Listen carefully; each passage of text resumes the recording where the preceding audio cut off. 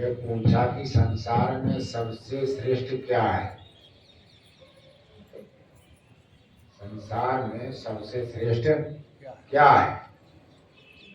व्यास जी से पूछा। आपसे पूछे तो आप क्या बताएंगे? ताजमहल है ना, दुनिया के बड़े आश्चर्य श्रेष्ठ। और व्यास जी ने कहा दुनिया में सबसे श्रेष्ठ कोई चीज है तो मनुष्य का शरीर है। सबसे श्रेष्ठ कोई है तो क्या है? मनुष्य का शरीर। स्वामी केवलानंद ने बड़ा सुंदर लिखा है जगह पर। वो लिखते हैं शिल्प कला का अंत है, शिल्प कला का अंत है तन मंदिर निर्माण। देख देख अचरज करें बड़े बड़े मतिमान।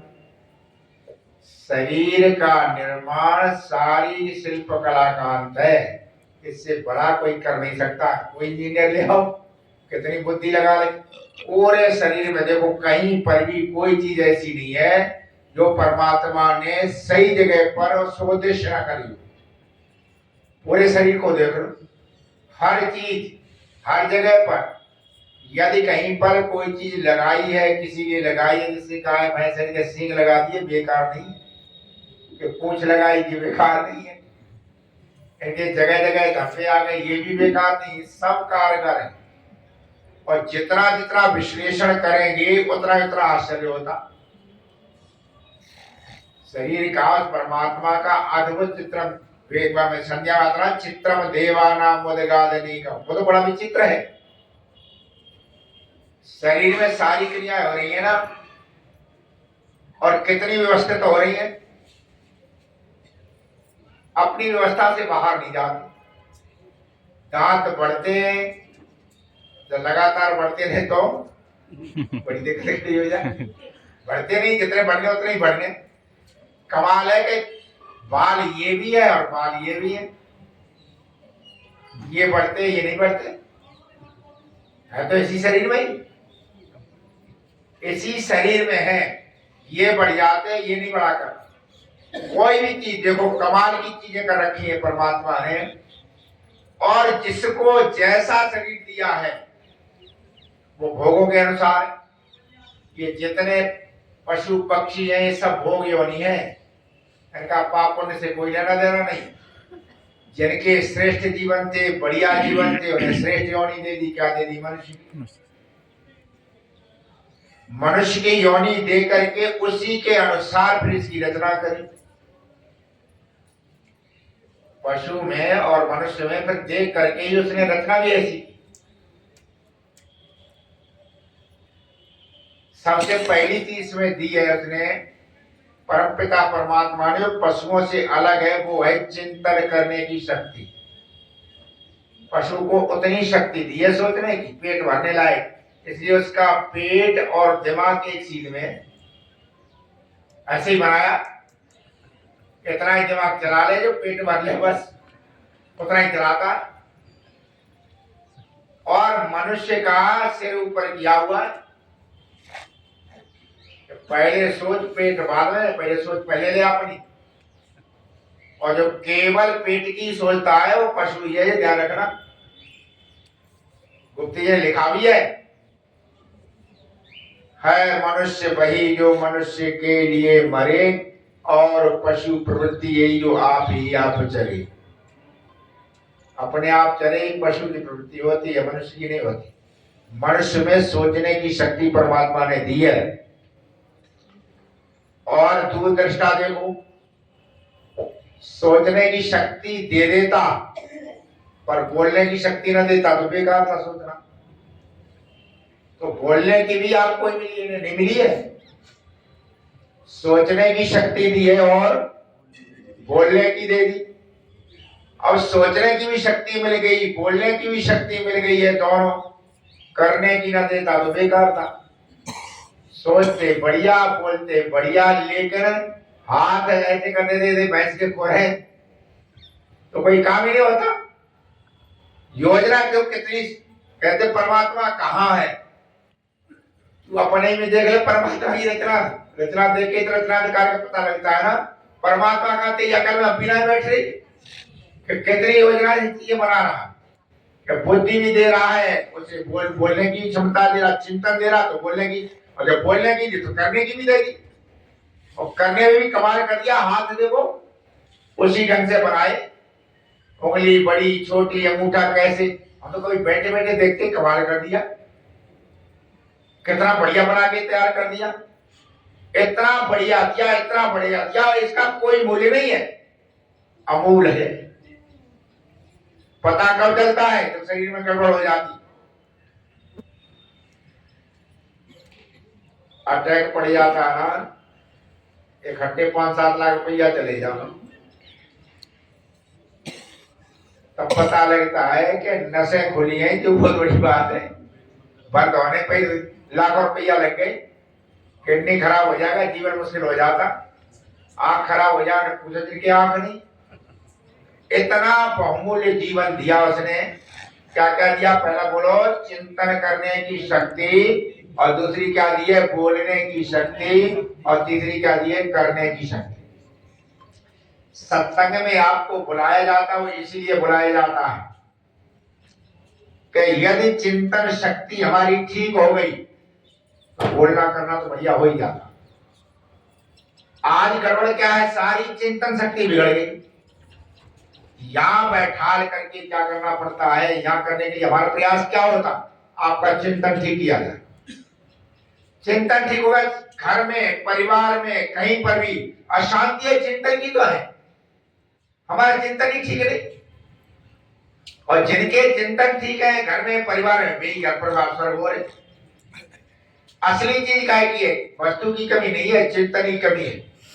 चिंतन ठीक हो जाता है तो आदमी अपने में भी शांत रहता है और समाज में भी शांति लाता है। चिंतन गड़बड़ है, अपने भी अशांत है और समाज में भी अशांत। मूल चीज है चिंतन की, बैठे बैठ करके सोचें, सोचने के साथ में चिंतन बदलने का प्रयास करें, सवेरे शाम को बैठ करके। और ये ध्यान को मैं बार बार कह रहा हूं, सुनना अलग बात है, परमात्मा की यही कृपा देखो कि आप पर कितनी कृपा हो रही कि आपको बैठने का, चिंतन करने का ही दे दिया, सौभाग्य मिल रहा। ये सौभाग्य आपको मिल रहा, सबको कहां मिल रहा, यहाँ का जीव और नहीं। कितनी मक्खियां घूम रही, और कहां है, बंदर बैठा कल ताक ले गया होता सारी केले, पर सुनने से मतलब ही ना, तो उतना ही देखता है कि हमें क्या चीज उठानी। और उनको तो छोड़ो, अच्छा जी पाचक रोटी बना रहे तुम्हारे लिए, ये सत्संग सुन पा रहे, मेहनत तुमसे ज्यादा कर रहे, सवेरे शाम तक आपके लिए रोटी बनाते हैं कि श्रद्धालु लोग आए हैं या भोजन करेंगे और इनके लिए भोजन बनाना। राधे का भले ही उनका उद्देश्य अपनी वितरणता है, लेकिन उन्हें सौभाग्य कहां मिला, कहां सुनने का मिलता, आपके भाग्य में है। और यहां बैठ करके भी यदि आप इसको नहीं स्वीकार करते, नहीं कर पाते, इससे ज्यादा दुर्भाग्य कुछ नहीं। इतनी बढ़िया इशारा बनाई शर्मा जी ने बनवाई, जब ये बन रही थी तब मैंने यहाँ पर देखा मजदूर लगे हुए, झांसी की तरफ की कुछ माताएं भी थी, कुछ पानी आने से बता तो अंदर चला गया, जहाँ नींव भरी हुई तो सफाई कर रही थी, सारे हाथ चले गए, जगह जगह पर लग जाता था, तार लग जाती थी जाती। मैंने कहा भाई जाए ढंग से करो, चिल्ला दे गुरु जी कितना ही करो तब भी लगी जा। अच्छा रात दिन बच्चे बेचारों को वहां पड़े, मैंने देखा रो रहे, फिर मैं मजदूरी कर, मैं बैठा बैठा सोच रहा था कि कितनी मेहनत कर रही है, कितनी कर रही है, लेकिन इन्हें केवल उतना ही मिलेगा जितनी इतने मेहनत कर, अपना वेतन ले गए, उन्हें सौभाग्य तो नहीं मिला। मतलब बनाने वाले, अच्छा ईंट के भट्टा पर थप कहीं जाए होगी, सरिया कहीं बनी, कितने आदमियों का हाथ लगा, कहीं से सरिया बनी, कोई मिस्त्री आया, कहीं पर सीमेंट बना, कहीं पर वजन फुटाया, कितने लोगों का हाथ लगा, तब जा करके ये बना, ये सारा तैयार हुआ। और तैयार होने के बाद सौभाग्य तुम्हें मिला, यहाँ बैठे मन किसी को तो मिला नहीं, न चिंतन मिला न बोला। यही समझा करो परमात्मा ने सौभाग्य आपको ही दिया, फिर भी आप नहीं सोचते, फिर भी नहीं सोचते हैं, तो इसमें तो फिर दोषी आप है, परमात्मा नहीं है। कहाँ से लगा प्रेरित करके लाता है, आप बैठो, बैठ कर अपना चिंतन करो, अपने जीवन का उद्धार करो। और नहीं उद्धार होता है, नहीं करते हो, यहाँ आने के बाद भी, इतनी प्रेरणा के बाद में भी, तो ये क्या रह जाता है, फिर ये दोष हमारा। रेगिस्तान में कोई प्यासा मर जाए ना, तो दुख की बात है। अगर गंगा किनारे प्यासा मरे तो इसे क्या कहेंगे, ऐसे भाग्यहीन कहेंगे, महाभाग्यहीन। गंगा किनारे पर प्यासा, वहां प्यासा मर जाए तो उसी तरह से सब परमात्मा सारी सुविधाएं दे रखी, और फिर भी उनको ना करो तो दुर्भाग्य आपका है। आपके जीवन का हमारे प्रशस्त करने के लिए आपके बंधनों को छुड़ाई परमात्मा सारी दे दी। बैठ कर एकांत सोचा करो कितना सौभाग्य है। हिंदू तो ये बंगाल वाले भी है, रातें चिंता पड़े, पता नहीं कब हमला हो जाता, बहन सुरक्षित ना, बेटी सुरक्षित ना, धन सुरक्षित ना, स्वयं। अच्छा, ऐसी जगह पर आदमी कुछ कर लेगा धर्म कर्म का, सोच ही नहीं पाता, जहां कुछ भी सुरक्षित नहीं है। इन सारी चीजों से अलग करके परमात्मा ने आपको सब चीजों से अलग करके, ये सौभाग्य की बात। और तब सौभाग्य और आपका हो जाता है जब आपका यहाँ जाने के बाद में आपका चिंतन भी भूल जाता है। इसलिए हमेशा ही ऋषियों ने कह दिया है कि अपने जीवन को उन्नत बनाने के लिए, अपने जीवन को कल्याण पथ पर ले जाने के लिए हमें क्या करना पड़ता है, इसके लिए ऋषियों ने कहा व्रत लो। तब तक बात नहीं बनती जब तक आप व्रती नहीं बने। आर्य नाम केवल लिखने का नहीं है, ऋषियों ने कह दिया। आर्य किसे कहते हैं, व्रती आर्य। जिसके जीवन में व्रत है वो क्या है, वो आर्य।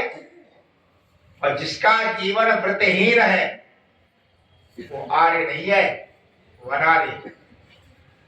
हमारे जीवन का व्रत है, हम पैदा ही व्रत लेकर के हुए, हमें क्या करना। और हमेशा ध्यान रखना, जो व्रत ले लेते हैं ना, काम उन्हीं के बराबर।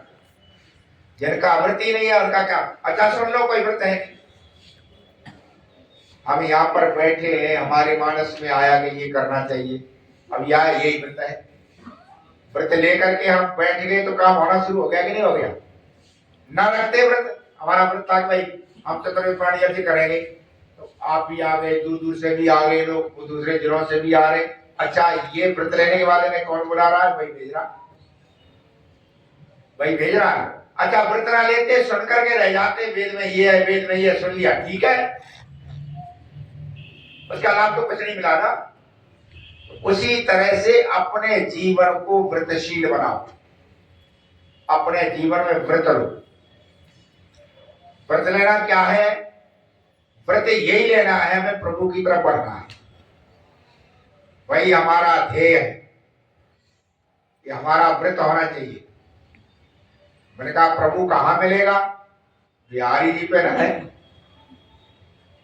ना, वहां बरसाने में ना गोकुल, प्रभु है कहाँ, तो सर्वत्र है। कशीदा ने कहा प्रभु का स्वरूप क्या है, सत्य स्वरूप है। प्रभु कैसा है, सत्य स्वरूप है। आपको प्रभु की गोद में रहना है, आपको प्रभु की तरफ बढ़ना है, तो व्रत लेना पड़ेगा। काय का व्रत, सत्य का। चिंतन ठीक कब होता, मन चिंतन करता ना। और चिंतन ठीक का तरीका क्या है, चिंतन ठीक का तरीका बता दिया ऋषियों ने। मना सत्येन शुद्ध्यति, मन की शुद्धि कैसे होती है, सत्य से। कितना ही बड़ा विद्वान हो, चाहे कितना ही प्रवचन करे, चाहे सारे शास्त्र पढ़ डाले, लेकिन मन की शुद्धि का तरीका सत्य है। जब तक सत्य नहीं आता हमारे अंदर, तब तक हम शुद्ध, मन शुद्ध हो गए। अच्छा, मन शुद्ध नहीं हुआ तो वाणी भी शुद्ध नहीं हो, वाणी शुद्ध नहीं हुई तो हमारा कर्म ही कैसे शुद्ध हो जाए। समझिए सबसे बड़ी चीज का है मन का शुद्ध हो जाना, और मन बिना सत्य के शुद्ध नहीं होता। हम अपने जीवन में इसीलिए जब ये ब्रह्मचारियों को जनेऊ देते हैं ना, तब व्रत दिलाते, ओम अग्नि व्रत पते। परमात्मा कैसा बोलो, व्रत पति है, व्रत की रक्षा करने वाला है। व्रत की रक्षा कौन करता है? परमात्मा। आप व्रत ले लीजिए, उसकी रक्षा कौन करेगा? परमात्मा। वो टूटने नहीं देगा। अग्नि व्रत पते व्रतम चरिष्यामि। तो व्रतपति है, मैं भी व्रत का करना चाहता हूं, बिना व्रत के काम नहीं है। व्रतम चरिष्यामि, अग्नि व्रतपते व्रतम चरिष्यामि। चरना जानते कैसे कहते हैं?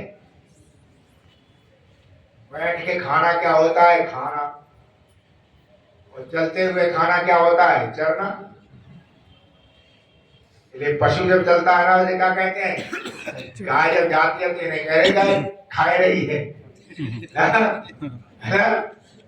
कह रहे हैं? गाय चल रही है। गाय चली सानी हो तब नहीं कहते चल रही है। अर्थात चलता भी है और खाता भी है तो कहते चरना। उसी तरह से जीवन में जो लेता है, लेने के साथ आचरण में लाता है, तो क्या कहते हैं वो? व्रतम चरंती। चरना क्या है? हमने जो सत्य सोचा उसे चर भी दे। इसलिए यहाँ पर क्या कहा? व्रतम चरिष्यामि।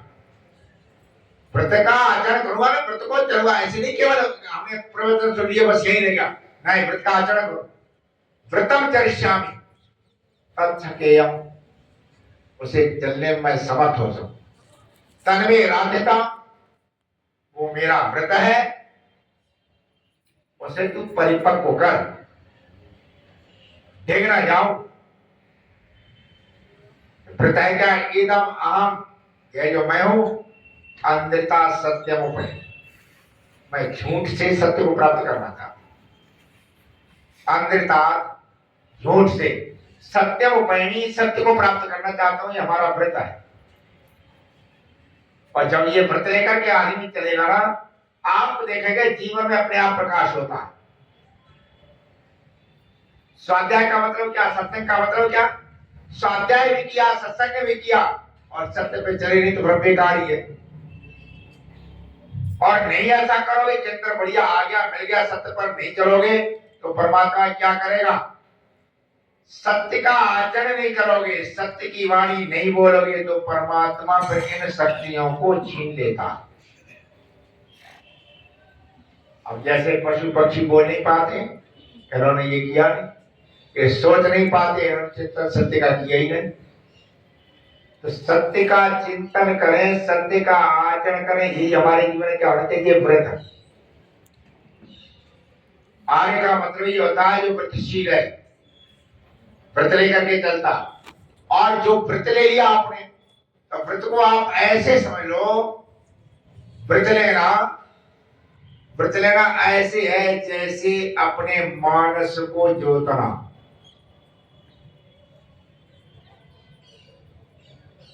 बंजर भूमि पड़ी होती ना, कभी भी जिसने बोना हो फसल, और वर्षा हो तो सारा पानी बह जाता। बंजर भूमि में सारा पानी बह जाता। अच्छा, जोता हुआ खेत पड़ा हो खूब बढ़िया, तो पानी बहता नहीं, समंदर चला जाता। जोता हुआ खेत क्या है? ये व्रत का है। व्रत लेना क्या है? जोता हुआ खेत। और बंजर क्या है? व्रत ना लेना। बहुत से कहते कहते हमें तो बाण प्रस्थ दे दो। बहुत को बाण प्रस्थ यारी, हमारा तो बाण प्रस्थ सोई है, ये क्या है? बिना जूते बांधा तो सन्यासी से ही है। हम तो घर के कामों का चुप करते नहीं, सन्यासी नहीं है। व्रत का है, व्रत का पाने का ये क्या है? ये व्रतहीन जीवन है। व्रत ले लिया है तो ले लिया, और जब व्रत ले लिया जाए तो उस व्रत पर चलना भी जड़ा है। व्रत लेना है सहज कठिन है, लेकिन उसे निभाना, और सबसे बड़ी बात है व्रत का अंतिम मूल्य चुकाना।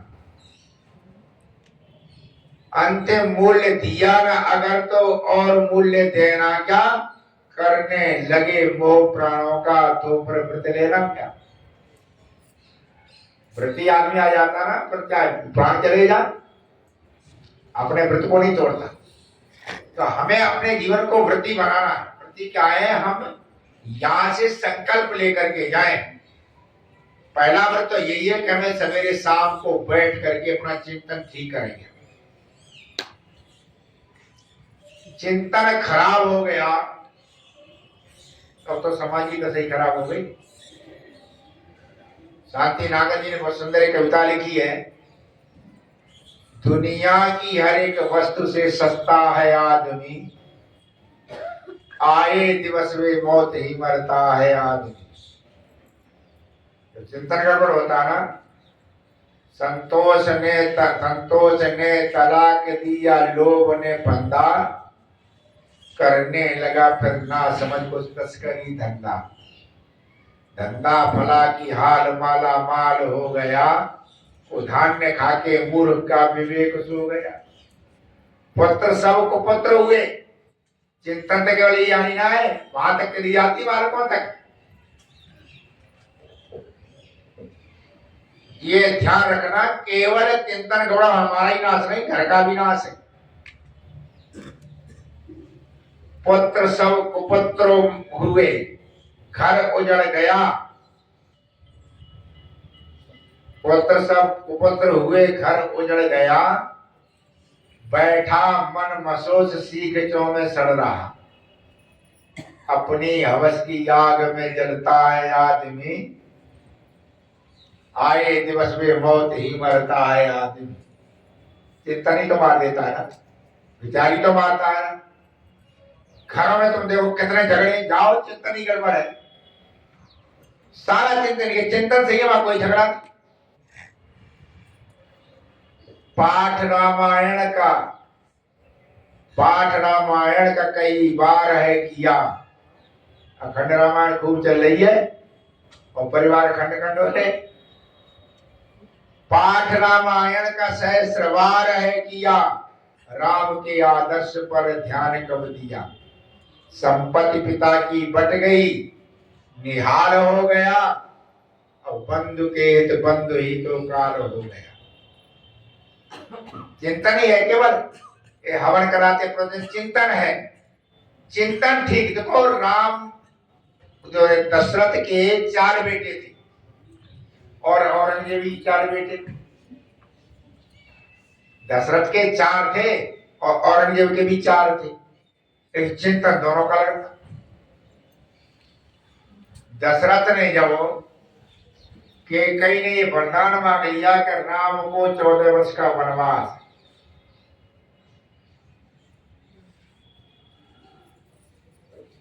और दशरथ ने स्वीकार किया। जब राम को पता लगा ना, उन्होंने साहस से कहा ये तो हमारी सौभाग्य की बात।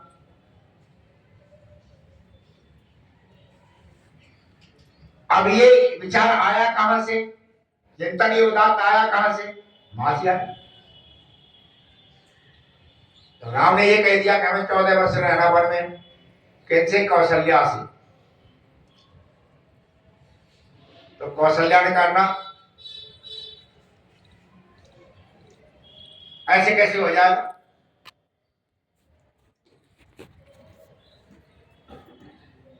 तो क्या कहा कि यदि पिता ने कहा तो माता बड़ी है, मेरी बात मान ले, मत जा। और कहा नहीं, के ने वरदान लिया है। तो कौशल्या ने तुरंत अपना मत बदल दिया। क्या कहा, जो पितो मातु कहे बन जाना, तो कानन सतय अवध समाना। यदि पिताजी कह रहे हैं तो मैं कह रहा हूं रुक जा, लेकिन माता पिता दोनों कह रहे हैं, वो भी तेरी मां। यदि माता पिता दोनों कह रहे हैं तो फिर जंगल सैकड़ों अवधि के समान है, फिर तू चलो जा। ये चिंतन ही तो था। राम ने जब वहां चलने लगे और पिता से विदा लेने गए तो रोए। सुमंत ने कहा आप तो ऐसे गंभीर थे, गाड़ी छूटने पर रोने लगे, तो गाड़ी छूटने पर नहीं रो रहे, काय पर रो रहे हैं? अपने दुर्भाग्य पर कि मैं ऐसा भाग्यहीन हूं कि मेरे पिता मेरे पे विश्वास नहीं करते। जिसका बाप बेटे पर विश्वास नहीं करे उससे भाग्यहीन बाप कोई बेटा कोई हो नहीं सकता। कि आप कैसे पता? कि मुझे ऐसे पता है कि मैं अपने पिता का इतना भक्त, पिता कहे तो मैं समुद्र में डूब करके मर जाऊंगा, पिता कहे तो मैं अग्नि में कूद जाऊंगा। मैं अपने जीवन को एक दिन का समझता हूं अपने पिता की आज्ञा के समान। लेकिन पिता विश्वास नहीं होती, एक बार भी मेरी मुझे आज्ञा नहीं दी। जंगल में जाते सुना, हमने तो सुना, महाराज कहते भी है कि वो संतान महाभागीन है जिन संतान को उनके माता पिता डर की वजह से आदेश ही नहीं दे। तो पता नहीं मारे नहीं मारे, उससे ज्यादा भाग्यहीन संतान कोई है नहीं। संतान वही भाग्यशाली है जिसके माता पिता गर्व से कहे नहीं, मैं कहूंगा मानेगा क्यों नहीं, मुझे विश्वास है। राम ने कहा मेरा ये दुर्भाग्य है कि मेरे पिता मेरे से कह नहीं पा रहे। तो सुमंत ने कहा कि बेटा दुर्भाग्य नहीं है, ना तो अपने को धिक्कारो, पिता को खूब पता है कि राम कभी रुकेगा नहीं, लेकिन मोह इतना है आवाज नहीं निकल रही है। मोह इतना है आवाज नहीं निकल रही है कि ध्यान रखना ये चिंतन ही था जिसने पुनः राम को राज्य में लाए और राज्याभिषेक हुआ। चिंतन ही तो था, एक चिंतन दशरथ के घर में था, एक चिंतन औरंगजेब क्या था, औरंगजेब क्या था, सहजा का लड़का था और औरंगजेब भी चार भाई था। उसने इस संदेह में कि हमारा बाप हमारे भाई बड़े भाई को राज्य न दे दे, उसने दारा शिकवा बरबा दिया, दूसरे भाई पहले कर लिया, बाप को किले में डाल दिया कैद करके, अपने भाइयों का कत्ल करवा दिया। चिंतन ही था। जब बाप जेल में बंद था तब सहजा ने कहा कि अरे तू इतना क्रूर है, मैं तेरा बाप हूं भाई, मैं नरक में पड़ा हुआ, कुछ तो करवाइए, क्या चाहते हो? एक तो काम दे दे, एक अन्न दे दे, ठीक ठाक सब पेट भर जाकर। उसने कहा खाने के लिए एक अन्न मांग लो और एक काम मांग लो। सहजा का काम मुझे ये दे दो कि मैं बच्चों को पढ़ाता रहूं, अन्न में चना दे दे। कहावत ना, खाएगा चना वो रहेगा बना, चना दे दे। औरंगजेब का नाथ तेरे कर्म इस लायक नहीं है, काम तेरे लिए है कि किले पर कौवा जो आते ने उड़ाया कर, गंदा कर देते हैं दीवार।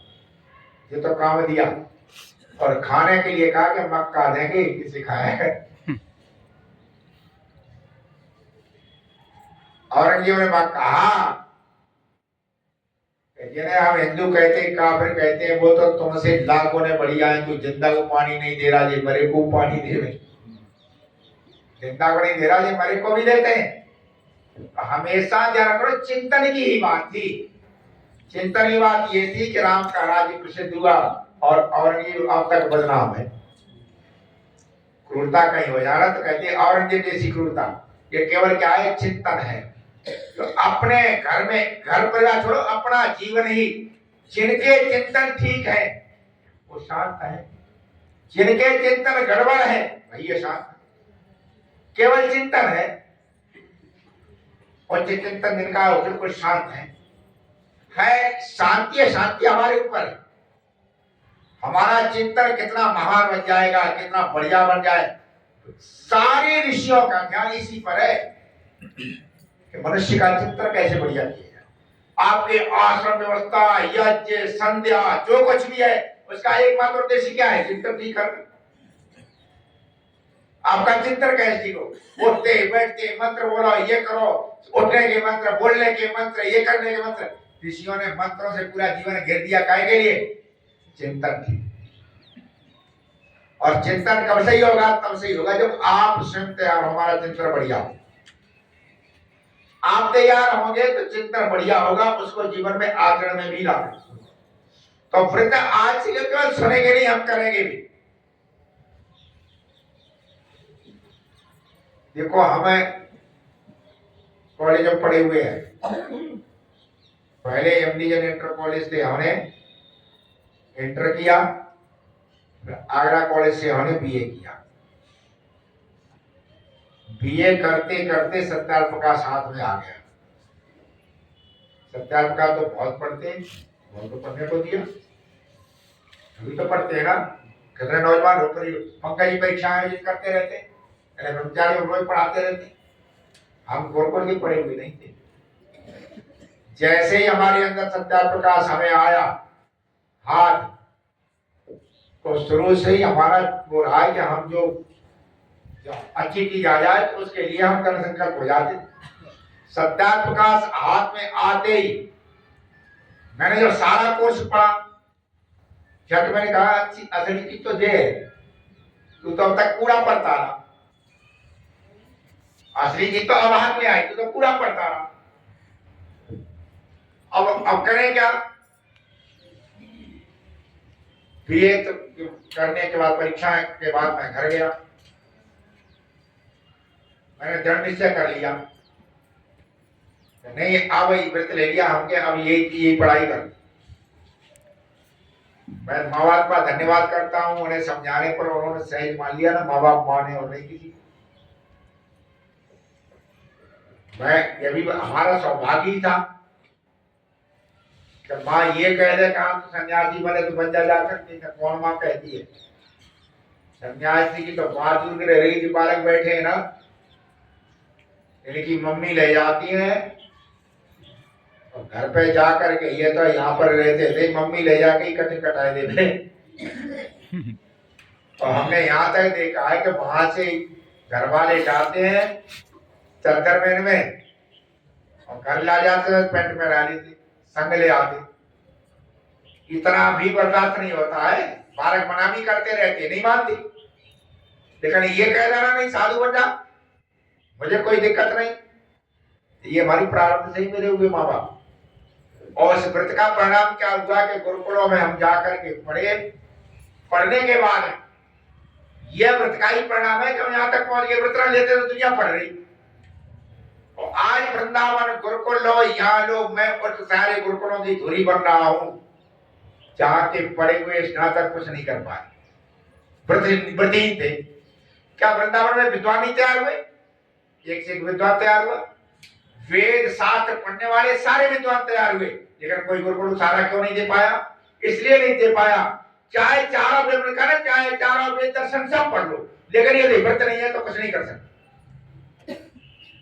अपने जीवन में व्रत नहीं है, आप पढ़ते रहिए, हम अकेले नहीं। स्वामी श्रद्धानंद जी एक गुरुकुल शिक्षा का उद्धार किया, और स्वामी श्रद्धा जी वकील थे, अंग्रेजी पढ़े हुए थे, अंग्रेजी शिक्षा पढ़े हुए, व्रत था। तो जो व्रतशील लोग होते हैं वही जीवन में कर पाते, व्रतहीन नहीं कर पाता। ये ध्यान रखना। लाभ सुनते रहिए आप।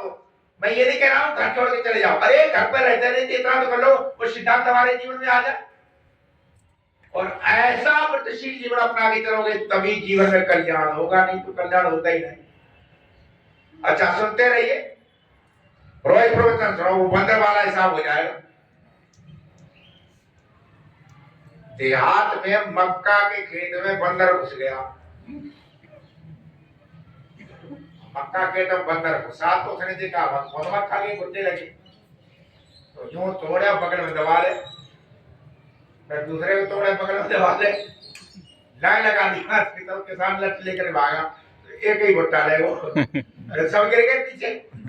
वो बगल में दबाता है, बगल में थोड़ी थी, तोड़े यूं दबा ले, तोड़े यूं दबा ले, तो एक ही रह गया। एक ही लेकर के भागा। तो उसी तरह से बंदर वाला हिसाब हो जाएगा, सुनो दबाओ निकल गया, कुछ ना ले जा, क्योंकि निकल जा जाके तो धोली कर लियो जा, धोली पसे भरतोले बट्टा, प्रत्येक झोली है, सारे बट्टा डर जाए, सारे प्रवचन ही धरे रह जाएंगे और यहाँ रह जाएंगे, फिर कोई काम के नहीं आवे। इसलिए व्रत लेकर के चलो कि हम रोज कम से कम ये व्रत लो, या किताबें लिखती रहती है, बैठते रहते हैं, किताब कोई ना कोई ऋषि ग्रंथ लेंगे, उसे रोज पढ़े, किताब रोज पढ़ेंगे। हम यज्ञादि प्रक्रियाएं अपने जीवन में उतारेंगे, घर नहीं उतारता, परिवार नहीं उतारता, उसकी शिकायत नहीं है। आप शिकायत करो ही मत। आपके बच्चे नहीं बैठते, पत्नी नहीं बैठती, अली गुरी कोई नहीं मानता, मत मानो, तुम तुम्हारा पड़ी दुनिया छोड़ जाए। हम जगह आप तो स्थिति बहुत वैसी हो रही है, फला ठिकाना आचार्य जी होता हो वैदिक कहा तो बड़ा प्रचार करना मुश्किल हो रहा है। सुन लो, सारी दुनिया की गारंटी नहीं है, लेकिन मैं अपनी गारंटी लेता हूं, जब तक मैं दुनिया में बैठा हुआ हूं तब तक वैदिक धर्म का लोग तो होने नहीं दूंगा। मैं बैठा हूं, जाने के बाद हो जा। उसी तरह से घर क्या कर रहा, परिवार क्या करे, बच्चे क्या करे, नहीं मत मानो, हम तो मान रहे हैं ना भाई, आत्मकल्याण तो हमारा होना है, उनका भी नहीं मानेंगे तो नहीं होगा। कभी किसी जबरदस्ती मत करो, आदि जे नहीं आते मत आ, तुम आते रहो भाई। कल्याण आत्मकल्याण करना किसी तो आ जाए ना आ जाए, तुम्हारे मुझे जाने, तो उसी तरह लगे रहो। पुरानी कहावत है ना, पुरानी कहावत थी कि तैरता है तो हाथ दे और नहीं तैरता है तो लात दे। तैरता है तो हाथ दे, नहीं तैरता है तो लात डूब जाकर डूब। ऐसे अपने उसके आत्मोद्धार के लिए हमें व्रत लेकर के चलना है। यहाँ बैठ करके सुन करके हम व्रती भी बने, हम संकल्प लेकर के आए, सवेरे शाम को हम बैठेंगे और बैठ करके आत्मचिंतन करेंगे। हमारे अंदर जो क्षुद्रताएं हैं, हमारे अंदर जो है ईर्षा द्वेष आदि जो कुछ भी उद्भव होता है, मैं उनका नाश करूंगा। यदि आ जाते हैं तो नाश करेंगे उनका, और जब ऐसा संकल्प लेंगे तो आपके व्यक्तित्व का निर्माण शुरू हो जाएगा। ये ध्यान रखना।